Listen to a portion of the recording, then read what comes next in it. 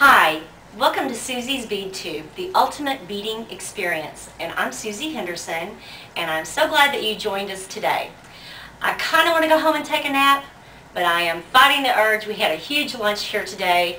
You know, people in Texas are all about the potluck, and we do it fantastically. The beans were awesome. Okay, so today we're going to talk about pricing your items. Tell you right off the bat, that's a question we get at least on a weekly basis, sometimes on a daily basis, and it's such an easy formula that once you start doing it once or twice, it's just going to come second nature to you, and you're just going to be easy.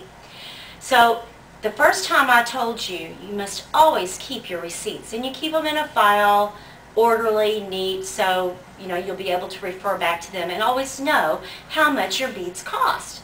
So when you make an item, say you make a necklace, and you go back to your receipts, and that necklace costs you $10 in product. Right off the bat, you're going to double that $10. So you always double the price of your product. But you always want to remember to pay yourself. So if you want to earn $20 an hour, and it took you 30 minutes to make that piece, then you're going to tack on another $10. So the necklace costs you $10 in product. We'll mark that to $20, but we want to pay ourselves, so we're adding it another $10, so that is a $30 necklace. I really want you to do things right, do it the right way. We decided right off the bat when I first started doing this that we were going to do it right, and I got my sales tax permit and filed my sales tax every 6 months.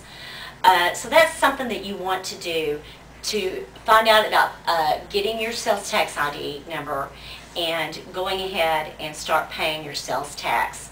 Also, that's going to help you when you buy product. It will help you, it will save you that 8 or 9% in sales tax that you won't have to pay only when you sell the item. Sometimes you end up with a great idea for a piece of jewelry, and it may only have cost you $10 for the product, but it took you a long time to think it up, and maybe even a longer time to make it. So what I would tell you at that point, if it's that great of an idea, go ahead and make 3 or 4 of them. That way you can cut your costs down as far as you're concerned. Because if it took you an hour to think of the idea and start creating, then you would have gone ahead and make 3 or 4 of that same piece. So pricing is really easy. I told you it would be. So you know how to do it right, and you can make all the money that you possibly can. Now we are going to touch a little bit on home shows. Home shows are wonderful. I encourage you to do them. They're so much fun. I'm a real people person, so it's always a lot of fun for me to do. I will say that you have to make it a win-win situation. You have to make it fantastic for your hostess. So I would suggest that you always give your hostess back at least 15% of sales in finished product. That way the hostess feels like it was really worth her time and effort.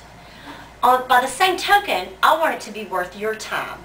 When I was doing shows years ago, it became real clear to me pretty quickly that I needed a certain amount of people at the home shows for it to be worthwhile for me.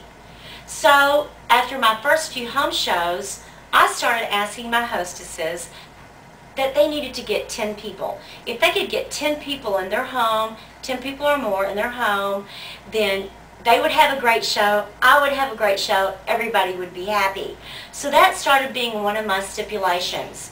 Now occasionally you're going to have a hostess who'll say, I invited 30 people, and she probably did. You know, sometimes into school, people on vacation, sometimes you just can't get that many people in your home. Maybe she ended up with 6 or 7. You know, things like that happen. I don't think it'll happen to you a lot, especially if you tell them right off the bat that they need to have those 10 people there for you. Also, you should keep really good track of your hostesses, because they're going to be great contacts for you. Keep their phone numbers, their addresses, their names of their children, their birthday, their husband's phone number. Keep all that information together in your file, because this time next year, she's going to be ready to do another show for you. So that's just kind of a little trick to get you some business in the future. The next thing I'm really going to encourage you to do is to go ahead and get set up to take credit cards. That was after the realization that I needed to have 10 people at a show. My next realization was that I needed to take credit cards because I was missing great sales.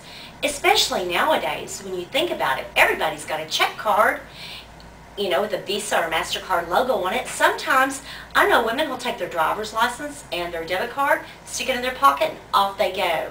So you are going to be missing sales if you don't do that. When I first started taking credit cards about 13 years ago, I went to my bank. And this is not an advertisement. We banked at Chase Bank, and we had the whole time.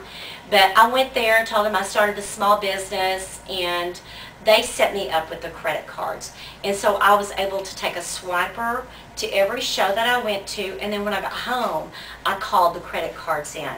And when you do that, make sure that you always get a phone number in case you write something down wrong. Probably for your shows, you will be okay accepting checks. I mean, that's totally up to you. I always did, and I never had an issue.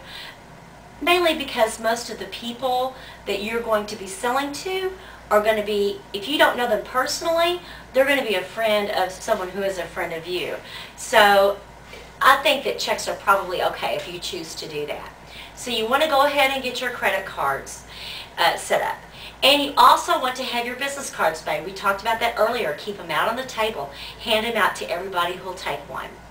So I hope that this helps you today. This was kind of just an informative segment that I thought some details that you probably needed to hear. Now next week we're going to interview one of our designers. I haven't decided who yet, but we'll find out. It'll be a surprise. It'll be fun. So please tune in next week for Susie's Bead 2 and have a fantastic week. Bye.